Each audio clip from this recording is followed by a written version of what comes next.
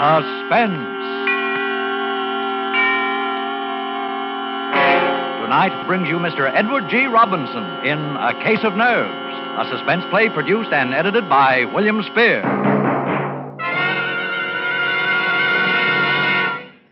And now, with A Case of Nerves and the performance of Edward G. Robinson, hopes once again to keep you in suspense.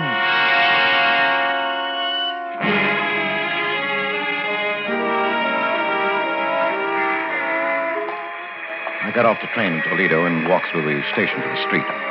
I passed up the waiting taxi and swung aboard a bus. Taxi drivers are likely to remember you, and I couldn't take a chance on that. I hadn't paid any attention to the bus. I didn't know what the line was or where it was going. It didn't make any difference. I didn't know Toledo very well anyway. I watched out the window, and when I came to a likely neighborhood, I got off. Strange, unfamiliar quarter of the city, and yet familiar because every city has neighborhoods like it. Drab, faceless houses looking almost alike. And in most of them, drab men and women anxious to make a dollar by renting a room. Now, this here is a nice room. It's the best one I got. There's windows on two sides. There's a nice soft bed. Well, I'll take it. How long you figure on staying? Oh, just overnight. I'll pay you now. Oh, well, that's $2, please. Yeah. Oh. What's the matter, mister? Are you sick? Yes, I'm very sick. Is there a doctor near here? Hey, you are sick. Yeah, I think I'll go to bed. That doctor. Oh, yeah. There's Dr. Martin just around the corner. He's young, but he's good. Well, would you call him for me, please? Ask him to come right up. Oh. Yeah, sure. Right away.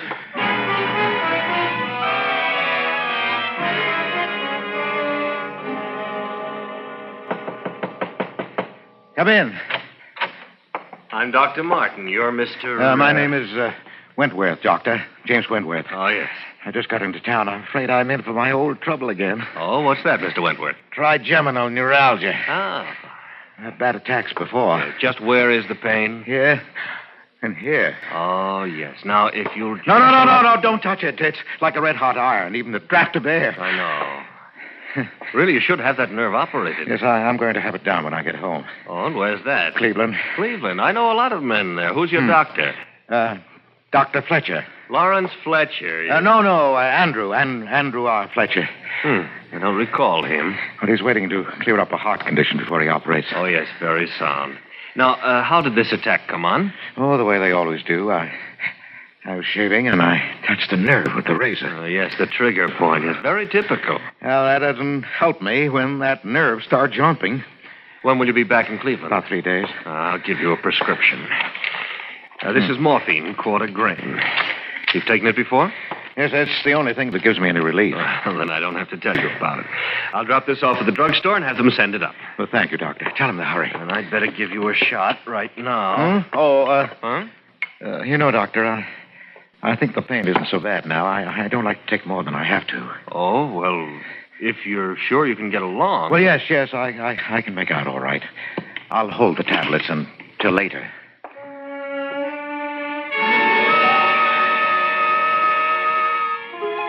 I paid Dr. Martin, young Dr. Martin of Toledo, and he left. I waited for the package to arrive from the drugstore. Then I stayed the night so the landlady wouldn't think it was peculiar. In the morning, I got on the train, went back to Cleveland, to the hospital with the little white tablets in my pocket, the little white tablets with which I would kill Louise.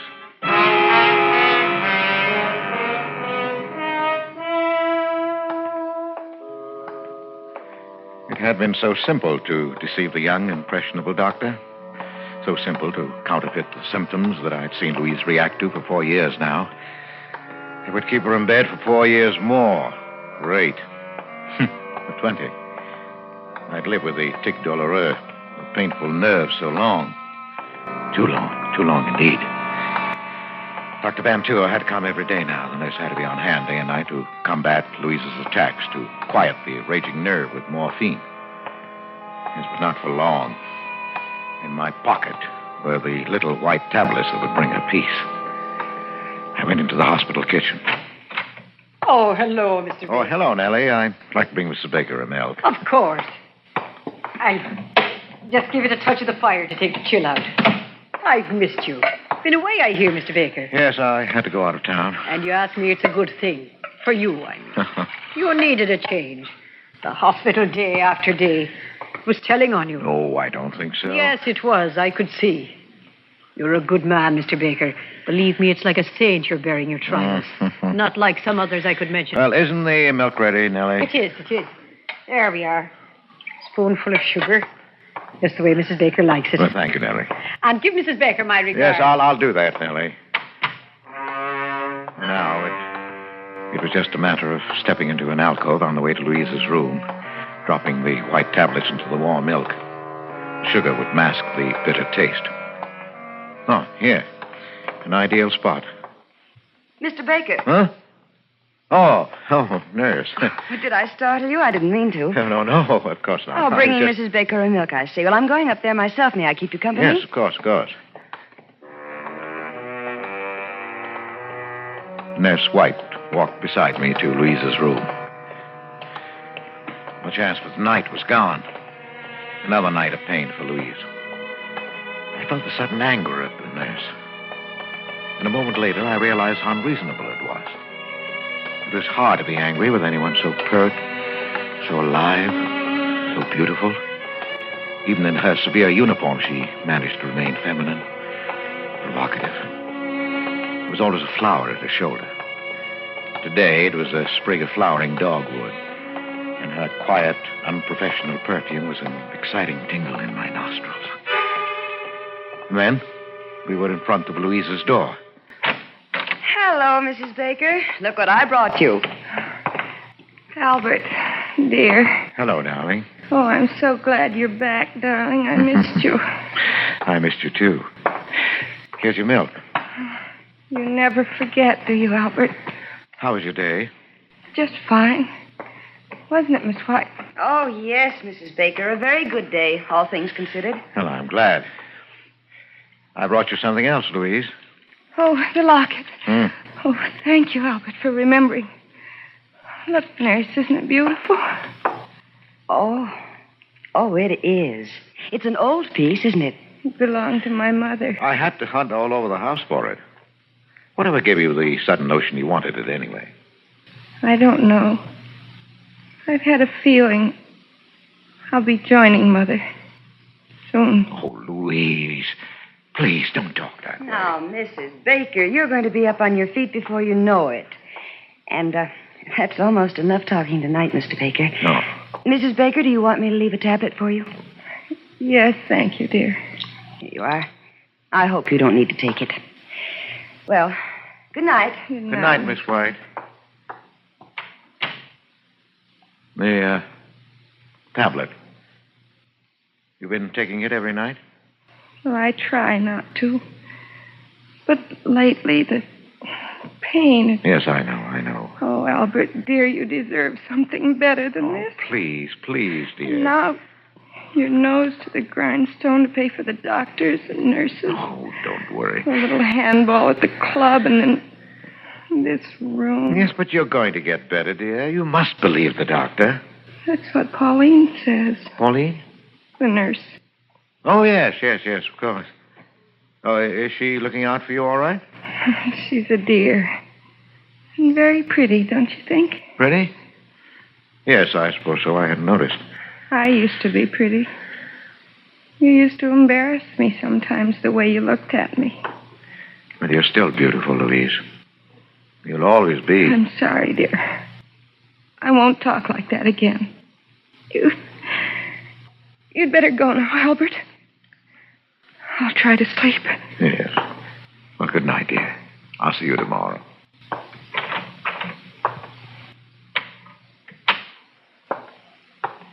Mr. Baker. Oh.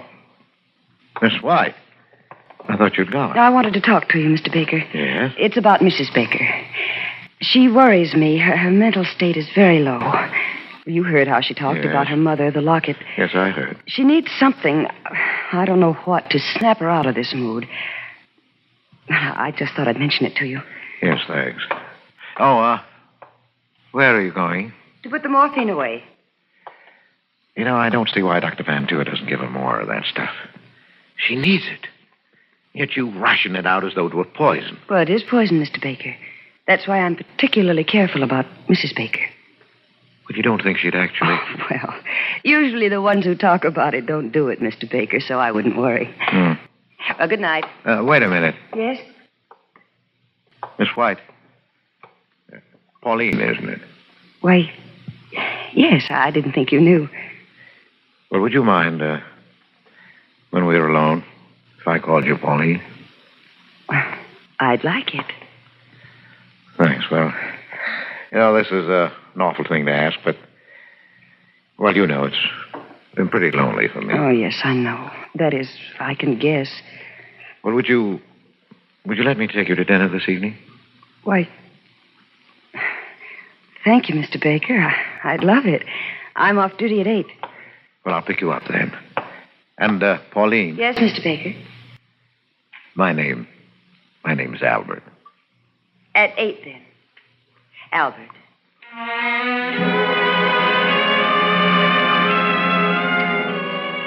My heart sang. She was perfect. Everything was perfect. I had my poison. I had my witnesses.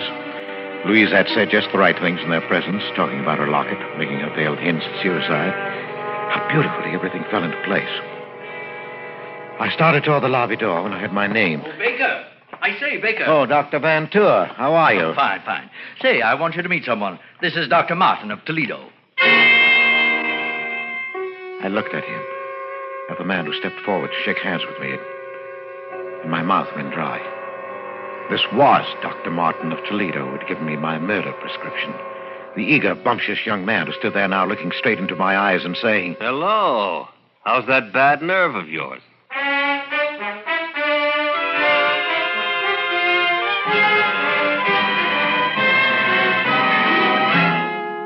Bringing you Edward G. Robinson in A Case of Nerves, tonight's production in radio's outstanding theater of thrills, Suspense.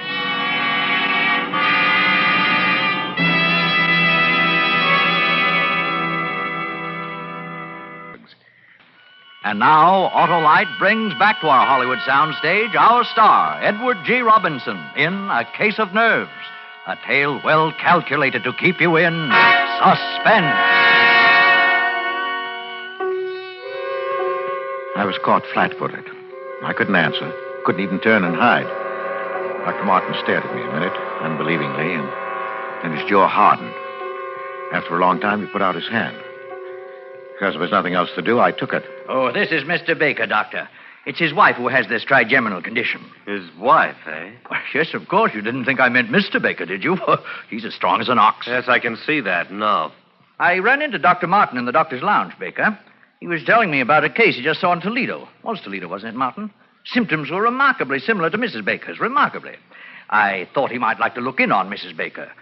You don't mind? She's sleeping, I think. Oh, it's too bad. Well, another time, perhaps, eh, Doctor? Oh, yes, certainly, Doctor. Well, I've got to run. Glad I ran into you, Martin. Have lunch sometime, eh? Yes, glad to. I'll see you later, Baker. Yeah, sure, Doctor, sure. I'll have to be going myself now, Mr. Baker. Wait, Doctor. I want to talk to you. Don't see that there's anything to talk about. Yes, but there is. I want you to know that what happened in Toledo yesterday. You don't have to explain. I understand. You understand? You didn't say anything, Dr. Van Tour. Well, why should I? It's none of my business. None of your business? Of course. I admit I didn't have you tagged as an addict. Addict? Yes. You don't look like one, and that trick of refusing an immediate shot, well, I've got to hand it to you. You fooled me completely. And using your wife's symptoms. Very clever. I don't doubt you can get a supply whenever you need it with that routine. Oh, no. I assure you. Please, don't bother to lie to me. I guess I ought to thank you for teaching me that trick. It won't work again on this baby, believe me. And now, if you'll excuse me, Mr. Baker, or Mr. Wentworth, I'm heading for a spot of handball. Oh, wait. Yes? No hard feelings? No, of course not. Look, Doctor, if you really mean that about no hard feelings, and if you haven't got a partner, well, I play a pretty good game.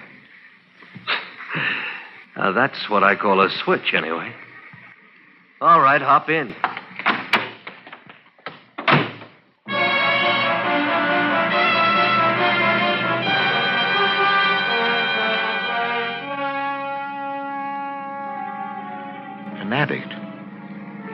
for an addict, working on any dodge I could to get a supply of dope. Yes, but later, when he heard of Louise's death, he'd remember. I had no idea what I was going to do. I only knew that I couldn't let him go. He drove me over to the athletic club. He wasn't a member, but he held a courtesy card from a Toledo club, and he signed me in as his guest, laughing as James Wentworth. He was a fast man on the court, younger, too. I'd have had a hard time keeping up with him in any circumstances, but as it was, he beat me easily. I could think of only one thing, that he was dangerous.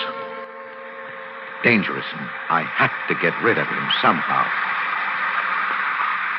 It's a nice backhand you've got there, Baker. Wish I could handle those tough ones half as well. Well, never mind the compliments, Doctor. Just remember the final score and be satisfied.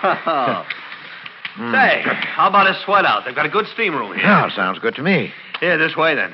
Oh, take your towel. Oh. Boy. Oh, boy, this is hot. Sit on your towel. Yeah, good idea.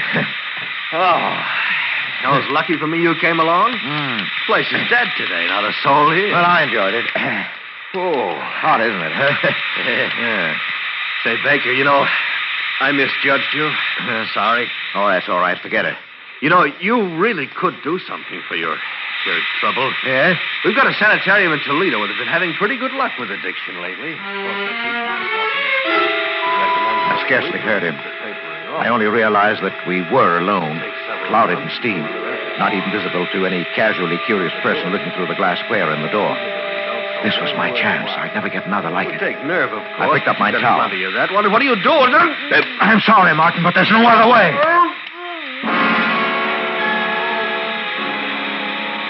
I whipped my towel over his head and got behind him where his flailing arms couldn't reach me. I didn't want to leave any marks on him. With my free hand, I covered his mouth and pinched his nostrils shut through the towel. He fought hard. But in a few minutes, he hung limp in my arms. And after a few minutes more, I knew he was dead. I left him there, hidden in the steam. In the locker room, I dressed quickly, parted my hair on the wrong side, and plastered it down in a way I'd never normally wear it. The man at the reception desk barely glanced at me as I passed him. Later, when they found Martin, they'd look for a man named Wentworth. They'd never find him because he didn't exist.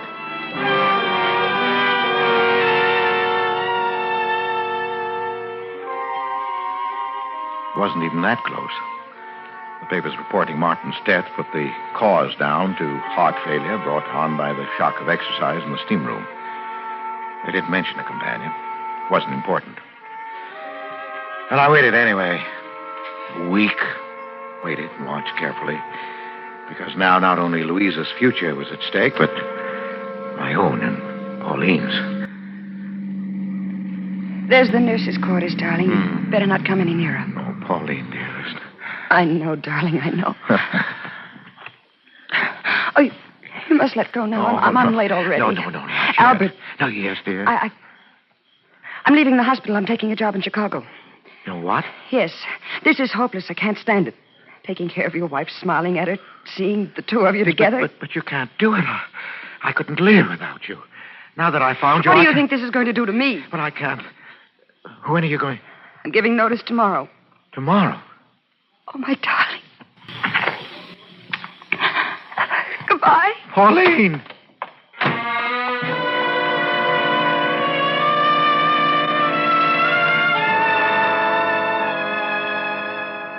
She was gone. She said goodbye. So I knew what you meant. When I saw her again, it would be in the hospital across Louise's bed. She'd be Miss White, and I'd be Mr. Baker. No, I couldn't stand that now. Yes, but there was one sure way to hold her. The little white tablets were still in my pocket.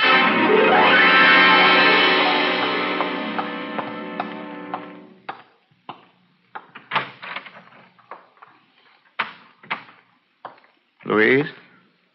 Albert, dear. I brought you your milk. Oh, thank you, dear. Hold this, will you, please? What's that? Oh, your locket. It's beautiful, isn't it? Who shall I leave it to, I wonder? Miss White. She's a sweet girl. Oh, Louise, now don't talk that way, Louise. You're not going I'd like her to have it. I'll take the milk now, Albert.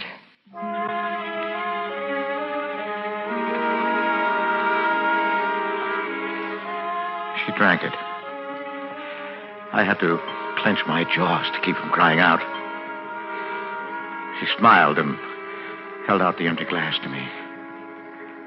And it was over. I went home and talked sleeplessly, waiting for the inevitable. Hello? Yes? Yes? No. No, I'll be right over.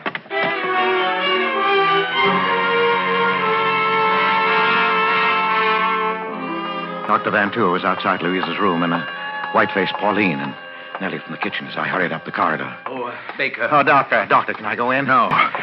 Baker, your wife is dead. What? Dead? Oh, but I don't understand. I thought she was improving, that you planned to operate. She died of an overdose of morphine. Oh. Oh, Mr. Baker, I'm terribly sorry. I am too, Mr. Baker. Yes, but how could she get it? That's what I intend to find out. She took it in this glass of milk. There are traces left. Nellie here says you brought it up to her. I didn't want to, Mr. No, that's Baker. all right, Nellie. Well, of course I took it up. I did every night. Everybody in the hospital knows that. Yes, I knew it also. Was anybody in the room when you brought it? No. Just Louise. And you saw her drink the milk? No, Doctor. She didn't drink it then, not until after I'd gone. She did that frequently. Well, that's right, Doctor. Yes, I know that, too. Only last night, before she drank it, she managed to dissolve in it a lethal dose of morphine. I've checked the hospital supply. Every tablet is accounted for. We keep a very strict count, you know. Yes, I know that. Have you anything to say, Baker? Well, I hardly know. I'm stunned. Doctor, what do you mean? Surely you're not accusing Mr. Baker. I'm not accusing anyone. That will be up to the police. Now, wait a minute, Doctor. You're making a mistake. It seems perfectly clear. Yes, but I didn't kill her. Oh, no? Then how did she die? Well, she took her own life. She'd hinted more than once. Miss White, you remember? Yes, Doctor. I spoke to Mr. Baker about it myself. You know she was very depressed. That's true, nurse, but the morphine, it must have come from the outside, or we'd have missed it. No, wait a minute. The tablet you left for her each night. Yes, I ordered that. Well, what if it, instead of taking it, she saved it? Well, she must have. It's the only way it could have happened. Well, that's it, Doctor. It must be. For the past week, she's been exhausted and drawn in the morning, yet the tablets were always gone. Well, if that's the case, nurse, how does it happen that you failed to find them? She couldn't leave her bed. You bathed her and changed the linen every day. The locket. The locket? Yes. Yes, of course. You remember Miss White? She made such a point of asking me to bring it to her. And then the way she talked about joining her mother. Yes, I do. I do remember. She wanted you to have the locket, Pauline. It was her last wish. Now, where is it? I have it here. It's clutched in her hand. Let's...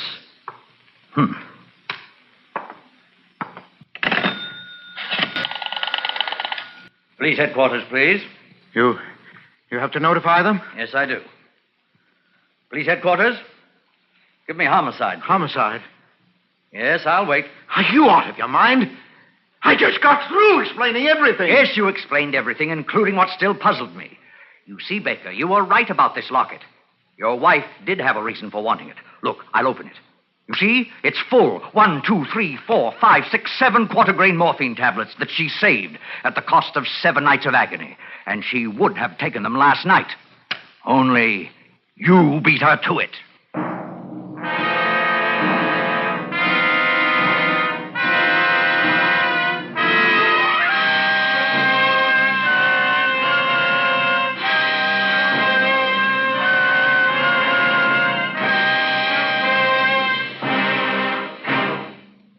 Suspense. Tonight's star, Mr. Edward G. Robinson. Next Thursday for Suspense, and it is, as we say, A tale well calculated to keep you in suspense.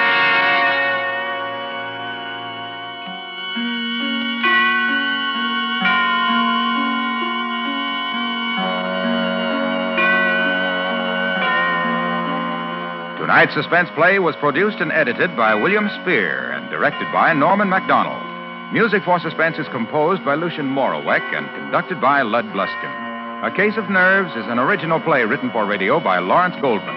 PBS, the Columbia Broadcasting System.